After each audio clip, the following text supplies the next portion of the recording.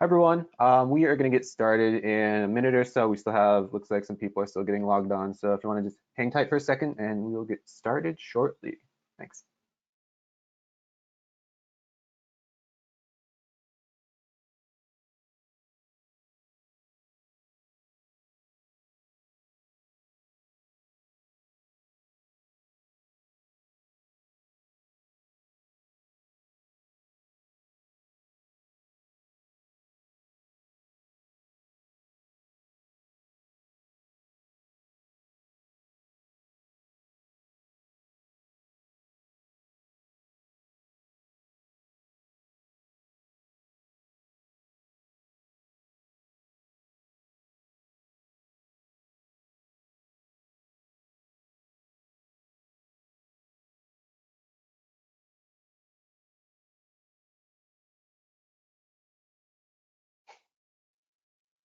Okay, let's go ahead and get started. So hello, welcome. Today's webinar is with Dr. Kurt Kowalski from the United States Geological Survey. The title of the presentation is Great Lakes Coastal Wetlands, Ecology and Assessment of Restoration Potential.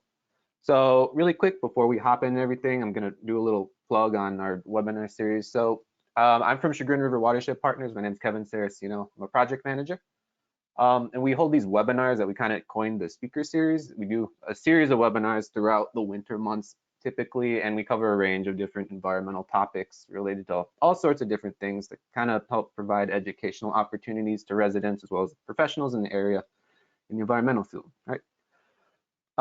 We advertise these through a newsletter we send out as well as our social media. So if you like this and you're interested in what we have coming up, you could sign up for our newsletter or check out our social media and see all the different webinars we have planned throughout the next couple of months. Just a heads up, we are recording today's presentation, just so you're all aware, and we're going to post it to CRWP's website in the next couple of days. And I'll send out an email to everyone who registered once that's up. So if you want to share it with whoever, feel free. A couple more things. If you have questions, you should see a chat box in the window that might say questions or something like that. Feel free to type in what you have as we go, and I'll either relay the questions to Kurt, or we're going to do a Q&A as well at the end. We can answer all questions then. Last thing is a PDF of the slides today should be available to download through the GoToWebinar interface. So if you want those, they're there. We'll also put those on our website once we get the video uploaded. And with that, I'll do a quick introduction for Kurt and I'll hand it over to him. So Kurt is a research wetland ecologist with a focus on Great Lakes coastal wetland habitats, as well as invasive plant species. One specifically is Phragmites. I know he's done a lot of work with. He also has extensive involvement in the application of research results and putting them into practice and policy. So with that, I'm going to hand it over to Kurt. We can get started. Thanks again. Take care. Yeah, appreciate that introduction, Kevin. Hello, everybody. Either live or watching the recording later. Kurt Kowalski at the USGS Great Lakes Science Center, based out of Ann Arbor, Michigan. I really appreciate the opportunity to chat with you today for just a little bit, share some information about Great Lakes coastal wetlands and a restoration assessment tool, decision support tool that we've been working on. And so I will say that what I get to talk about here today is primarily coastal wetlands work, but there's another talk coming up in December 19th, that the Great Lakes Commission will be presenting on the Great Lakes Phragmites Collaborative, and I'm part of that work as well. And so that should be a really good talk. I encourage you to check that one out live or after the fact as well, because I have two main research teams: invasive plants, primarily Phragmites, and Great Lakes coastal wetlands restoration and ecology. So I get to talk to you about that a little bit today. It's going to be fairly Lake Erie centric. That's what my research focus is, but it's definitely going to be relevant to all the great work that you're doing in the landscape, further up in the landscape, in the watershed. So primarily, I'm going to start off with just a little bit of background about Great Lakes coastal wetlands, kind of set the stage, and then be able to share nearly 10-year effort that we've been working on to develop a decision support tool to help tackle this core question of where in the landscape, where in the basin are the best areas to focus for restoring coastal wetland habitat. And so we've developed this tool. It's online. I'll talk about it a little bit, but some areas it's very obvious where to restore, put energy into restoration. Other areas are less obvious. So this tool is really working on that, and I'm hoping that you will really get an understanding of its use and value and availability throughout the basin, but also maybe trigger some ideas about how a product like this could be useful in your watershed or just in your overall part of the Great Lakes. I'm going to go ahead and jump in. The slide should have advanced here. See this colorful map. So this is a digital elevation model of the Great Lakes Basin. Red being higher elevations, blue being lower elevations. The current land-water interface at current water levels is not where it turns from blue to tan. It's actually in a little bit further. But this is a really useful visualization of the lake or the lakes, I should say, of the basin, and gives us a good idea to represent the different geographies that underlie the places that we live throughout the lakes. So there are these low glacial lake plain areas that historically supported extensive coastal wetlands. The southern part of Michigan, the Saginaw Bay region of Michigan, Western Lake Erie, and as well as a lot of coastal wetland complexes in Lake Ontario, and that was on my title slide there as well. There's a lot of really neat systems or areas that supported historically a lot of coastal wetlands. And these are these low elevation gradients, but they're also within the basin, we have these other areas that are of much different shape. There's a much higher elevation gradient down to the water. So of course the Lake Superior area, and pretty much from where you're at eastward, I believe the Cleveland and your area is just in the lower left-hand corner of that, the oval on the right there. So you can see, by living there, the bluffs and all the steep embankments that there are on the central and eastern part of the basin. But the western basin, very low gradient, which means poor drainage, historically a lot of coastal wetlands. And with coastal wetlands, a historical coastal wetland, historically having coastal wetlands presents a great opportunity for restoration. I'm going to talk about that a little bit more. But let me give you just a really quick tour. If you're haven't been thinking about coastal wetlands a lot or not recently,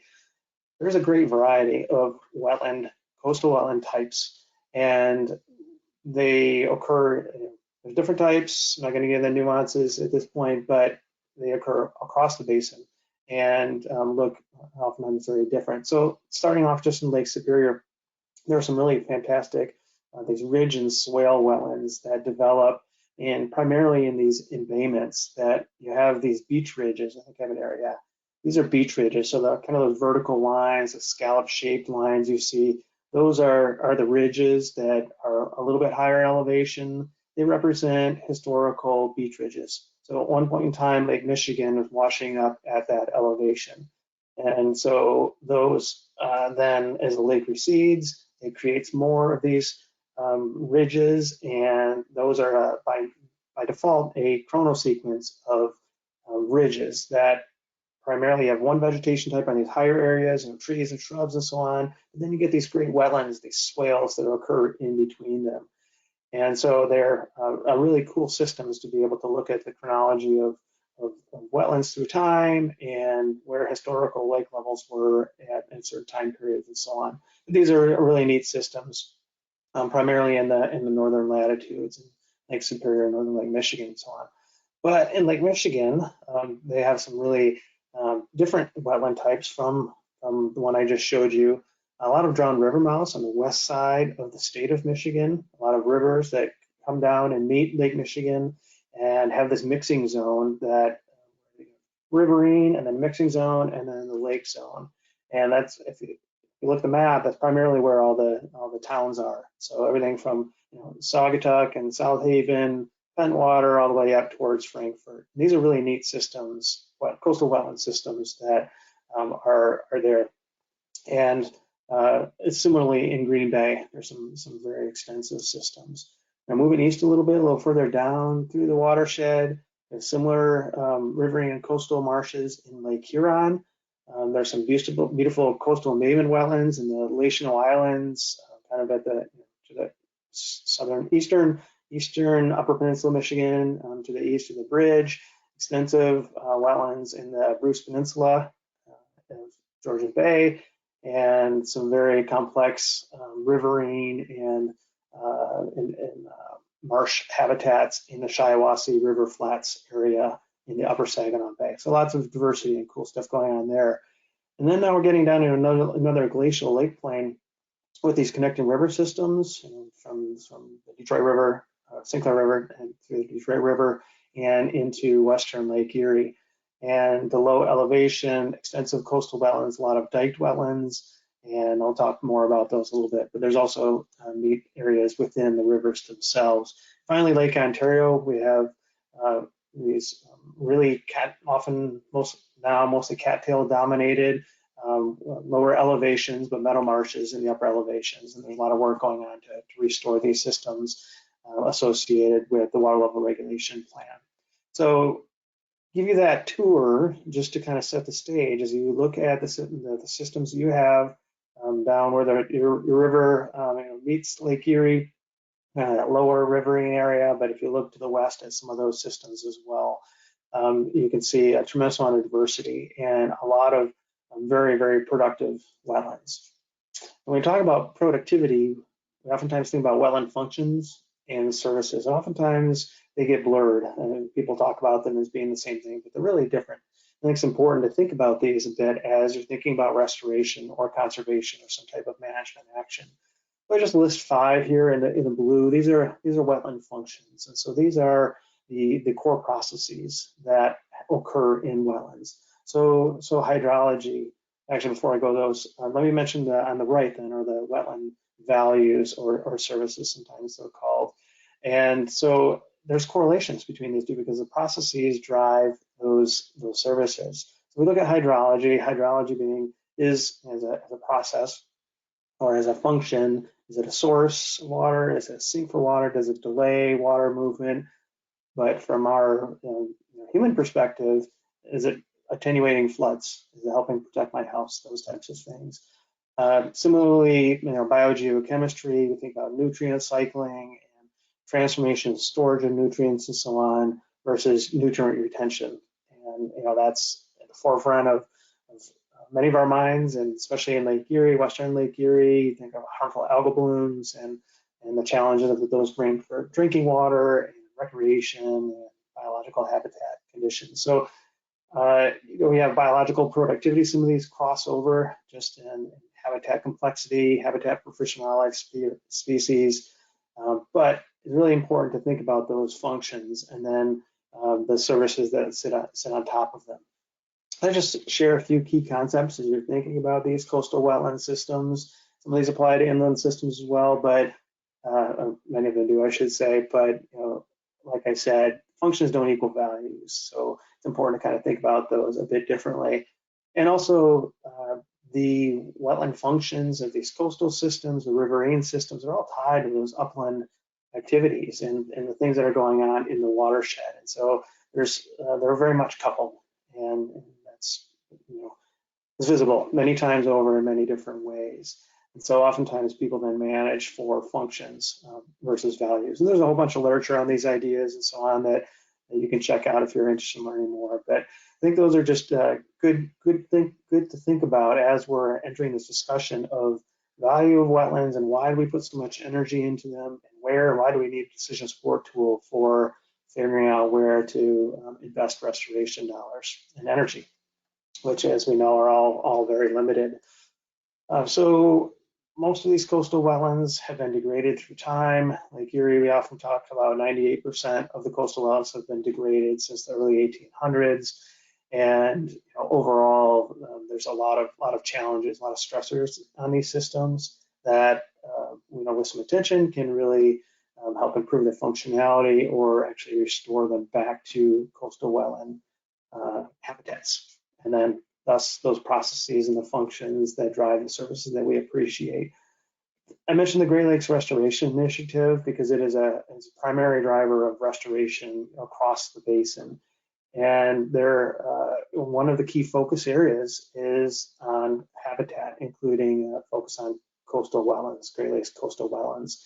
So it's very much a strategic priority at the national level, at the regional level, state level, all the way down to municipalities and landowners, including a lot of involvement of nonprofits and lots of different organizations. So as people invest these resources and think about where on the landscape do we need to invest some energy and how much do we need to invest and so on, that's where the decision-making process comes in and where we can really use science to help inform some of these management decisions.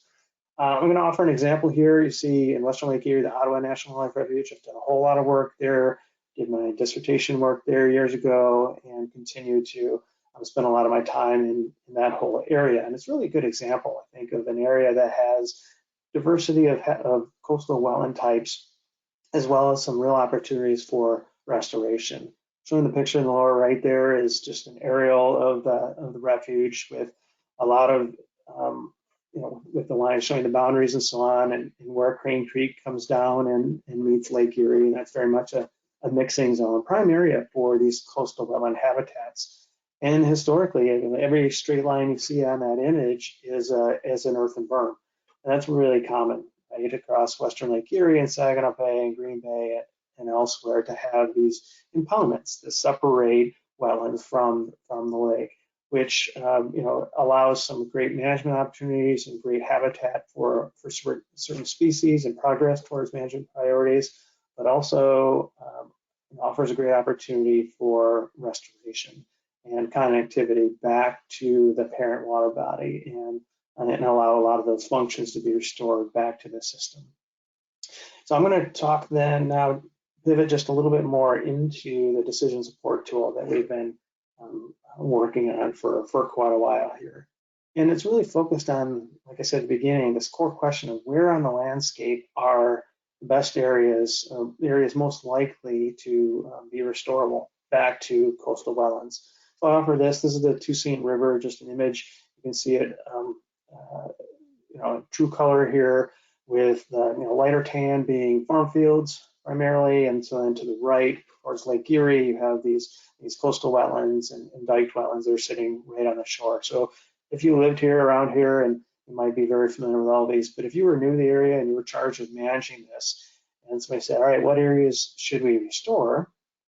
You might be like, all right, well, I'm not really sure, but maybe those wetlands, those diked wetlands, because they're already wetland areas, but not really sure. Maybe some of those farm fields a little further up the river are at an elevation below the river. And if you restore some hydrologic connectivity, those could be restored back to coastal wetlands and coastal wetland functions and so on. But it's not easy to figure that out. So that's why we're working to develop this tool to help with managers and planners implement some of these decisions about where on the landscape to consider putting some energy. So if we burrow down just a little bit more, here's a parcel on the Toussaint River. This is actually the Blousy Tract, if anybody's from this area or knows. But in 2009, if we're looking at this, it's smooth green, it's farm field, and so the question is this restorable back to coastal wetland? You look at the historical maps, this whole area was coastal wetland. So at some point in time, it was diked off and drained, and there's probably tiles in there and such. In 2009, how would you know if this was restorable or not? Because by the time you get to 2012, well, it's back to wetland for the most part. And so, how easy would that transit? Sitting back in 2009, one, could it be transformed or be restored back to coastal wetland? How easy would that be? And how would I compare investment in this particular parcel with all of the others across the landscape? Where's the lowest hanging fruit, or where might I get the most bang for the buck with my investment dollars? And so that's what the coastal wetland restoration assessment is really focused on. You see the URL right there in the middle that provides a whole lot more information. But essentially, what we've done is is working with a series of partners. And I don't know that I said this at the beginning, but this isn't just a me or the Great Lakes Science Center thing. There's others in USGS have been greatly involved in this work, and University of Michigan and New College of Florida. So a whole team working on was ultimately a geospatial analysis, a GIS analysis of taking different layers and weighting them and combining them in order to identify the areas on the landscape that have the highest index value or show the most potential for restorability. So we've done that analysis. We have a nice story map that's at that website there with tabs, and so the story map kind of lays out the context of all the work. And then we have a series of mappers, so interactive mappers, so the users can go to an online resource, and if they want to download the data and play with it themselves, it's there. Or online mappers can allow people to zoom in, query, and do those types of things to help with their decision-making process. Let me burrow down a little bit more here. As I've talked about restorable, and this whole tool and decision support system is focused on restorability. Well, what do we mean by restorable? Well, Great Lakes coastal wetlands, by definition, are tied to the hydrology of the lake, are driven by that hydrology. So it's a key factor that in order to be a coastal wetland, it has to be tied to the hydrology of the lakes. Because there can be really great wetlands, very productive wetlands in the coastal zone or near the lakes, but not tied to it. So restorable are areas that can be reconnected hydrologically or enhance the connection in some way to the lakes. So the natural variability of the lakes that variability is driving what goes on in the wetlands as well. We're also considering them restorable if they have hydric soils, so the mucky soils that are wetland soils primarily, whether the areas or given how wet the areas were under historical lake level patterns. We use the last 30 years of data, recorded data from NOAA, and so were they wet under those lake level conditions? Were they just sitting at an elevation that's too high that they would not have been had connectivity even if there was that opportunity? Was there, or is it classified as having wetland vegetation? How close it is to a waterway or to the lake itself? You think about a parcel that is sitting right next to Lake Erie, only maybe have one connection to get it to restore that hydrologic connectivity. But if that exact parcel is sitting behind two other parcels and 2 drainage ditches and 3 culverts, then that's a little less restorable. And what's going on in the lake and the variation isn't conveyed as easily back up into the wetland. So that came into our analysis, as well as how close it was to conservation recreation lands, the CARL lands. And then we also considered less developed areas. So not parking lots, not concrete, but these softer areas of golf courses and parks and agricultural lands. And then of course looked at the impervious surface areas as well. So here's when I talk about reconnection in diked wetlands and so on, here's a little cartoon just to show you a bit more what I mean. So the image on the left is a wetland that's sitting right on the shore of Lake Erie. You kind of see the Western Basin, Lake Erie chocolate milk there on the right-hand side, and a farm field on the left-hand side. And those two, the wetland area from the lake area is separated by an earthen berm. If you look at the little cartoon, on the lake side, you tend to have more invasive species, you have poor water quality, you have these lake and riverine fishes, so a much bigger fish assemblage out there, and you have unionids, clams and such.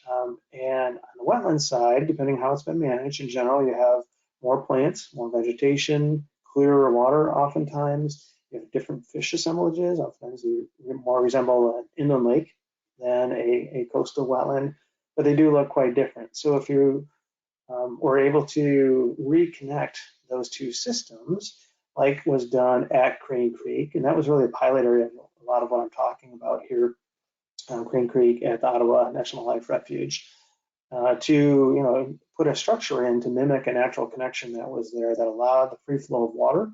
So water level variation then in the wetland starts to mimic what was out, or starts to be similar to what's out in the river or out in the lake. Fish can move back and forth, water can move in, that turbid, nutrient-rich water can move into wetlands and be retained, and nutrients stored and so on. So this is the kind of connectivity we're talking about. And and is really used as a model for reconnections throughout the basin and up the Saginaw Bay and other places. By reconnecting, you get the fisheries, you get the nutrient retention, water quality improvements, those types of wetland services come back a bit. All right, so we'll talk about the model a little bit more that we used. So it was really data-driven. We used all data sources that were publicly available. So we did not create or collect any of our own data for this analysis. But we had 6 input parameters that mimic the conditions I just showed you: the wet areas, wet soil, wetland soils, flow lines, conservation areas, impervious surfaces, and land use.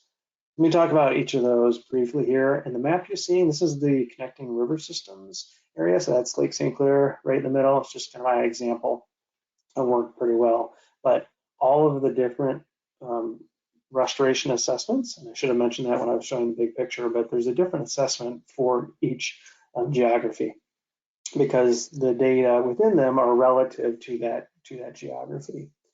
And so I'm just showing the connecting river systems data here, but parameter 1 for all of them was wet areas. So we used the LIDAR and bathymetry data, so elevation data, primarily from USGS, and then 30 years of historical water levels from NOAA. Did an exceedance curve, and then used that and applied that to every pixel within the study area to come up with our index. Parameter 2 was wetland soils. We used National Wetland Inventory, the Coastal Change Analysis Program, the CCAP data, as well as CRWP data to identify where those wetland soils were and what they were. We used the flow lines. So these were the National Hydrographic Data Set drainage areas. We buffered those and used those within the analysis. Conservation and recreation lands, or CARL lands, which is a layer that's publicly accessible, recognizing that in proximity to other conservation areas is, contributes to the decision making about restorability of an area as well, thinking about landscape connectivity primarily. Mapped out, used NLCD, the National Landscape Conservation, National Land Cover Data Set for the impervious surfaces. And then again, we use CCAP again for land use, and pulled out the developed and non-impervious surfaces there, like I say, open land and parks and the cultivated areas. And the final one was a mask.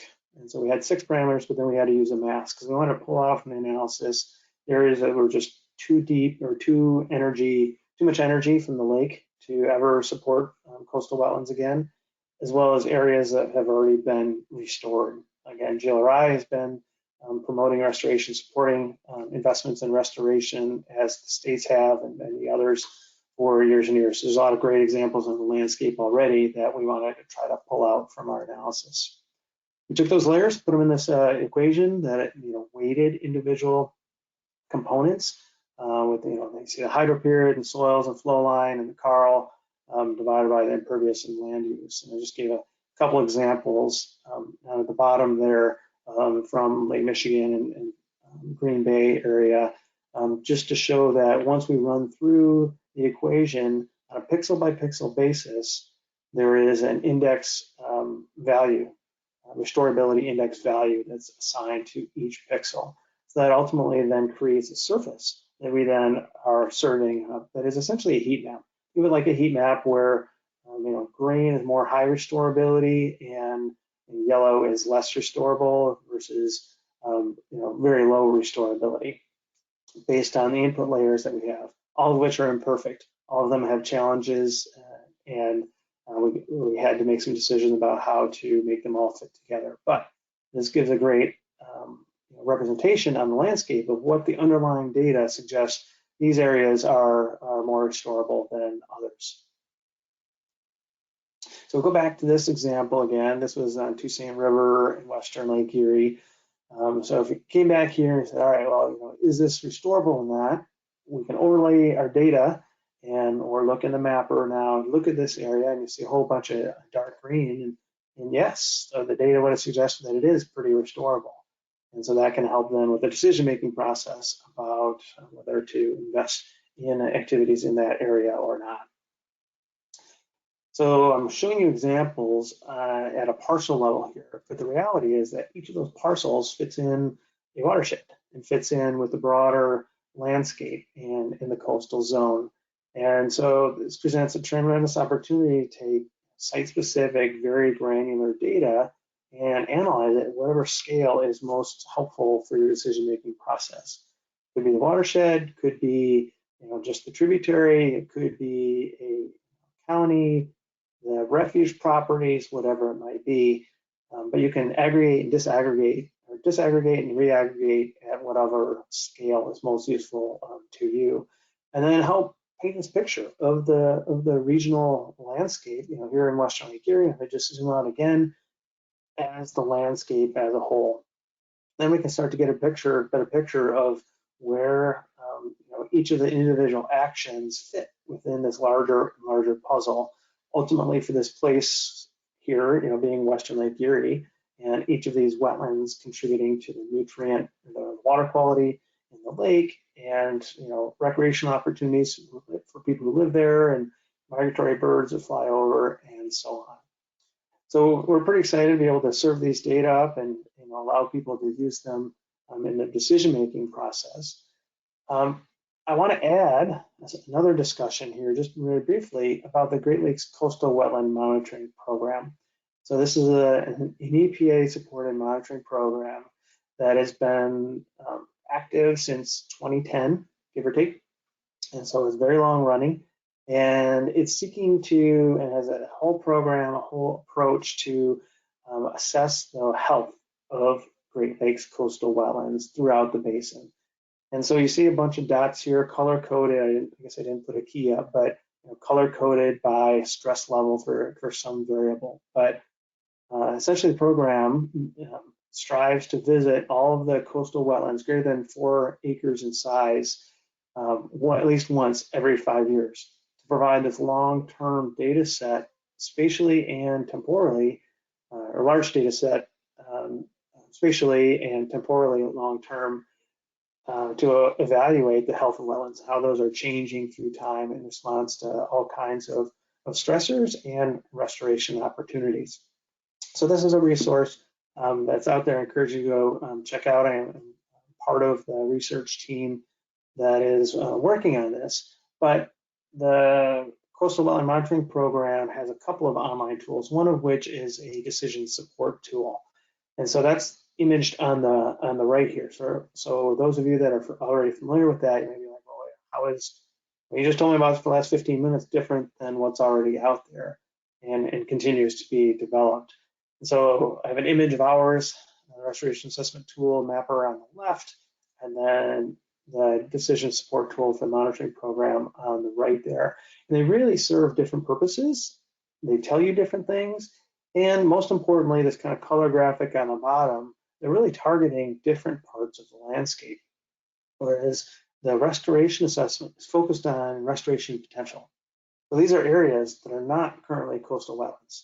These are the diked wetlands. These are the agricultural fields, the upland areas, all the way up through the parking lots. And works to describe the restorability of those sites. Whereas the monitoring program only focuses on existing coastal wetlands. So ultimately, wetlands could be not coastal wetlands, and then be converted into coastal wetlands, and then be part of the coastal wetland monitoring program. So they really complement one another and help managers and users ask different questions about the data that are out there, and then hopefully help you make better decisions. So let me round this out here just by saying that we have this again, online geonarrative. We have the URL there that you can go check out. We have these discrete restoration assessment areas, 6 of them now, and the closest to your region is Western Lake Erie, which is ends just a little bit west of where you're at. Primarily, we did this by regions because if I look back at actually, I'm going to go back 2 slides. Look at the dots. So we really did our analysis of restoration assessment in the areas that were historically coastal wetlands, just recognizing that underlying landscape would support efforts for restoration. So our polygons really kind of encompass all of the biggest clusters of that you see here on the existing coastal wetland map. And so if you get back to your area, just east of Western Basin Lake Erie, starting to get more topographic change. And so our analysis does not cover that, but hopefully you can see how this is useful. And if part of your work involves some of these other areas, I encourage you to go check this out. And as well as, there's tremendous work going on with H2 Ohio and other efforts to, improve water quality and to make strategic decision making on the landscape for conservation areas, restore movement corridors, following the Western Lake Erie blueprint to figure out conservation areas and where to invest. And so tools like this could provide some insights or potentially be modified through time to help support some of the non-coastal questions that are out there. So with that, I'm going to just leave you with my email address, and you have a copy of this presentation, so you can go check out those web pages. And you're welcome to reach out with questions. I think we're going to have a bit of time now here. Oh yeah, I got plenty of time, and have a little discussion now. But I'm happy to chat with people later if you want to reach out by email. Thanks. All right, thanks again, Kurt, for being here and giving your presentation. Super fascinating. So we do have a few questions we could jump right into, and if anyone has questions, now's a great time to put them in and we could get them answered. And if not, like Kurt said, feel free to reach out to him or me and I could relay the message. Okay, so first question. Could you restore an area that has a low restorability score in the program, and like what kind of differences would you see compared to somewhere with a higher score? Right? Yeah, that's a great question. This program, this restorability index layer, is just meant to be part of the decision-making process. This isn't a priority list of here's the first spot and here's the second and third, because to me that that type of decision-making involves so many other aspects of property acquisition and interest by landowners and the objectives of whatever management agencies are there. Is there money? Is there funding? And all these other things that are very real and go into decision making about where to invest restoration dollars. So the restoration assessment is meant to be part of that decision making process, not the end result. So if it's yellow or not highlighted, the idea is that that should tell that you're looking at a particular parcel. You're like, hey, for some reason we own this or we're interested in this, but it doesn't show up as very restorable on the mapper. Why not? Well, go to the mappers themselves. You can turn layers on and off. That'd be the first thing. If you called me, we're like, Kurt, why is this not lighting up? This should be. I would go to it and look at it and start to turn some of the layers on and off and realize, oh, it's actually at a higher elevation than I thought, or it didn't map as hydric soils, and so therefore it would maybe not ranked as high as some of the other areas. Multiple parcels away, so lower level of connectivity and so on. And so we used existing data.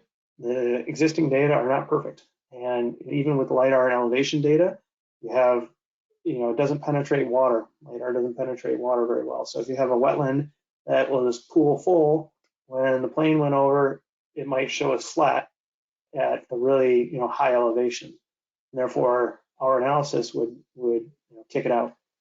So you have to kind of burrow into the data a little bit to understand why. So hopefully that answers the question a bit about whether or not you can, because for sure you could, because it may be that the index layer data are not accurate because some of the input data, or maybe you're like, all right, well, it says not hydric soils, but we plan to reshape it anyway, and we can overcome that.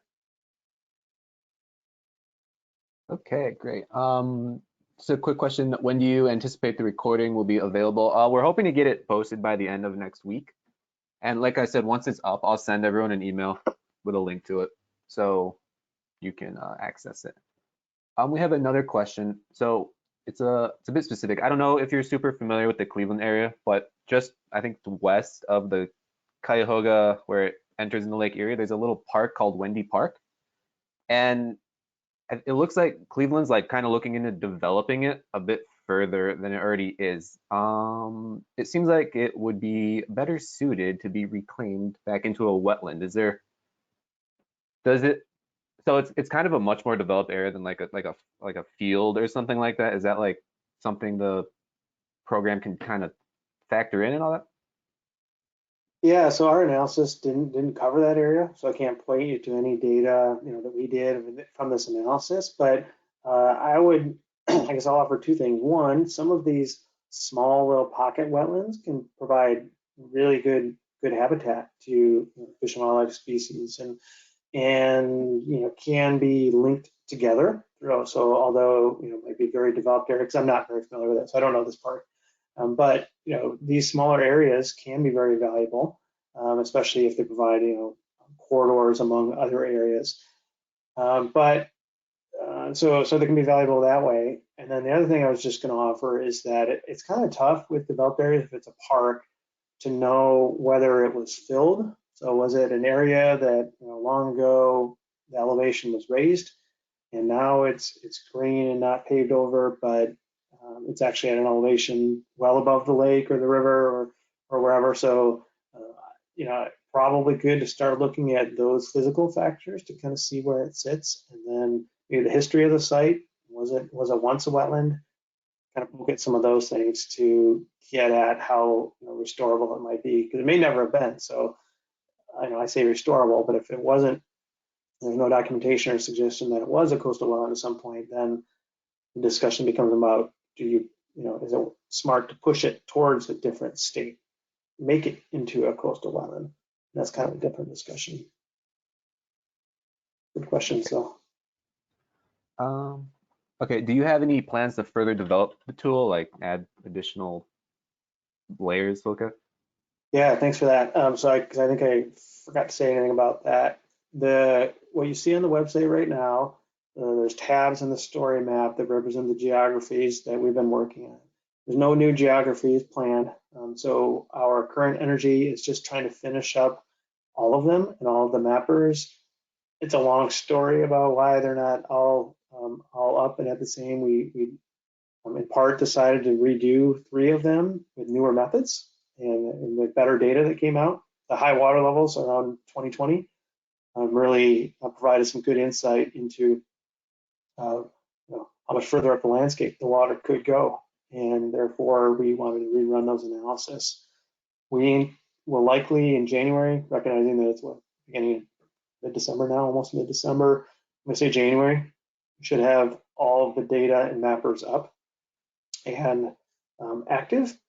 All the analyses are done, but we're doing metadata, the data releases, quality control, and then the geospatial work of getting the mapper up and making sure all the the URLs point in the right direction, stuff like that. So once we get that done, the intent at this point is it'll be a mature product. We're going to, of course, write it up and have a paper or two from that, that describes it. But that's our current strategy at this point.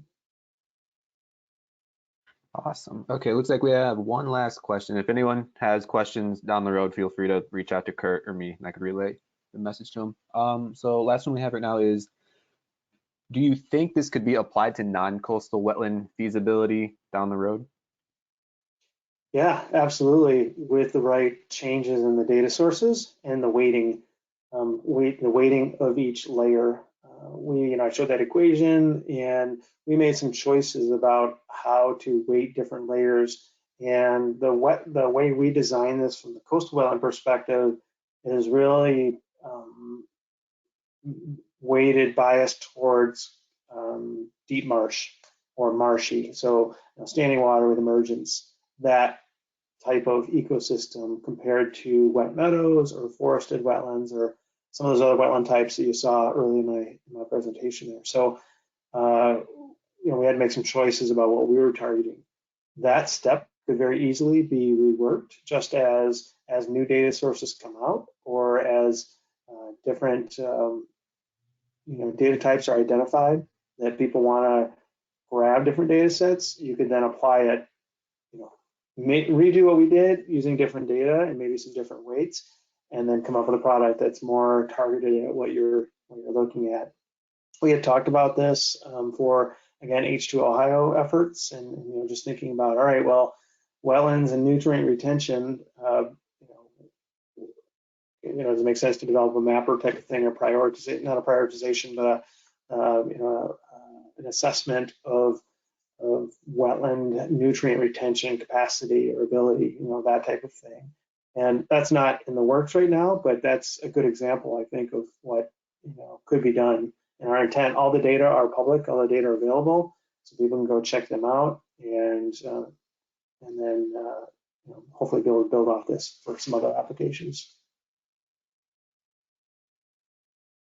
All right, looks like that covers all the questions. So thanks again for presenting. Super interesting. I know, like, I'm just like thinking off of like personal work experience, like a lot of like, like grant programs trying to fund restoration projects, especially like wetland restoration projects. I know you mentioned H2 Ohio a couple times. Like this could be really useful for trying to find areas to target and then kind of seeing like, can you explore it further and try and turn it into an actual restoration project. So thanks again. Again, if anyone has any questions down the road, please feel free to reach out to us with, if that's it looks like.